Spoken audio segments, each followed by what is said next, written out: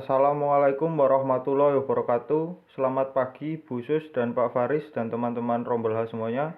Sebelumnya perkenalkan, saya Randy Prianto, NIM 14014193332. Di kesempatan kali ini saya akan menyampaikan materi tentang tanggung jawab moral keilmuan.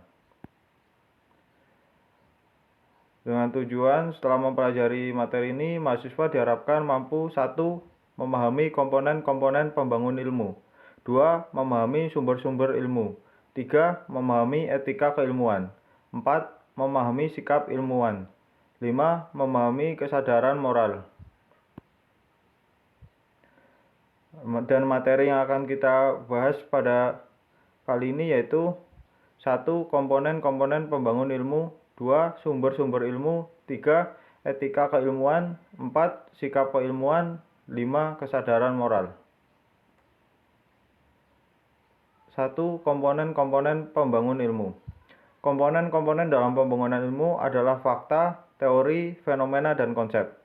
Fenomena adalah gejala atau kejadian yang ditangkap indera manusia serta diabstraksikan dengan konsep-konsep. Kemudian konsep merupakan penyederhanaan dari fenomena. Dan fakta adalah data yang dapat dibuktikan secara empirik. Teori merupakan seperangkat konsep, definisi, dan proposisi yang berhubungan satu sama lain sebagai jalinan dari keseluruhan fakta. Teori berfungsi untuk meramalkan, mengarahkan, mengkonseptualisasikan fenomena yang ditangkap oleh indera manusia. Teori ini berguna dalam memberikan penjelasan menemukan fakta, sedangkan fakta memberi inspirasi untuk mengubah, menolak, mengkonstruksi, serta menggantikan teori yang sudah ada. Proposisi merupakan hubungan sebab akibat yang bersifat umum, sebagai ungkapan dari kaitan dua variabel atau konsep yang lebih. Yang kedua, sumber-sumber ilmu. Ada beberapa macam mengenai sumber pengetahuan. Berikut ini merupakan macam-macam sumber pengetahuan. Yang pertama, akal sebagai sumber pengetahuan atau rasionalisme. Di kalangan kaum rasionalis, hanya akal yang menjadi sumber pengetahuan, sedangkan lainnya hanya memperkuat atau membantu memberi bahan-bahan pemikiran bagi akal. Yang kedua, pengalaman sebagai sumber pengetahuan atau empirisme. Menurut aliran ini, manusia memperoleh pengetahuan melalui pengalamannya.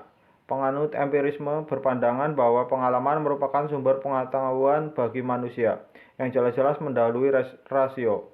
Tanpa pengalaman, rasio tidak memiliki kemampuan untuk memberikan gambaran tertentu, kalaupun menggambarkan sedemikian rupa. Tanpa pengalaman hanyalah belaka. Yang ketiga, intuisi dan wahyu sebagai sumber pengetahuan. Intuisi adalah suatu pengetahuan yang langsung, yang mutlak, dan bukan pengetahuan yang nisbi. Akal berfungsi melakukan penalaran terhadap berbagai kejadian dari penalaran dan pengetahuan indrawinya. Penalaran yang valid adalah wahyu yang ditransmisi oleh akal sehingga akal sesuai dengan wahyu. Kesahihan ini melahirkan ilmu pengetahuan yang kemudian menjadi landasan ilmu-ilmu lainnya dan landasan filsafat Islam. Yang ketiga, etika keilmuan. Etika keilmuan merupakan etika normatif yang merumuskan prinsip-prinsip etis yang dapat dipertanggungjawabkan secara rasional dan dapat diterapkan dalam ilmu pengetahuan. Tujuan etika keilmuan adalah agar seorang ilmuwan dapat menerapkan prinsip-prinsip moral, yaitu prinsip yang baik dan menghindarkan dari anasir buruk ke dalam perilaku keilmuannya, sehingga ia dapat menjadi ilmuwan yang dapat mempertanggungjawabkan perilaku ilmiahnya. Etika normatif menetapkan kaidah-kaidah yang mendasari pemberian penilaian terhadap perbuatan-perbuatan yang seharusnya dikerjakan dan seharusnya terjadi, serta menetapkan apa yang bertentangan dengan yang seharusnya terjadi. Pokok-pokok persoalan dalam etika keilmuan selalu mengacu kepada elemen-elemen kaidah moral, yaitu hati nurani, kebebasan, dan tanggung jawab, nilai dan norma yang bersifat utilitaristik atau kegunaan. Hati nurani merupakan penghayatan tentang yang baik dan yang buruk, dan dihubungkan dengan perilaku manusia. Nilai dan norma yang harus berada pada etika keilmuan adalah nilai dan norma moral. Sikap keilmuan. Sikap ilmiah bagi seorang ilmuwan bukanlah membahas tentang tujuan dari ilmu, melainkan bagaimana cara untuk mencapai suatu ilmu yang bebas dari prasangka pribadi dan dapat dipertanggungjawabkan secara sosial untuk melestarikan dan keseimbangan alam semesta ini, serta dapat dipertanggungjawabkan kepada Tuhan, artinya selaras dengan kehendak manusia dan kehendak Tuhan. Sikap ilmiah yang perlu dimiliki para ilmuwan menurut Abbas Hamami M. tahun 1996 sedikitnya ada 6, yaitu 1. Tidak ada rasa pamrih, artinya suatu sikap yang diarahkan untuk mencapai pengetahuan ilmiah yang objektif dengan menghilangkan pamrih atau kesenangan pribadi.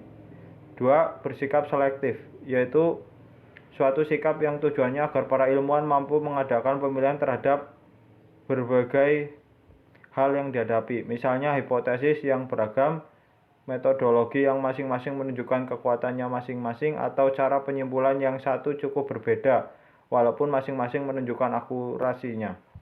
Yang ketiga, adanya rasa percaya yang layak baik terhadap kenyataan maupun terhadap alat-alat indera serta budi.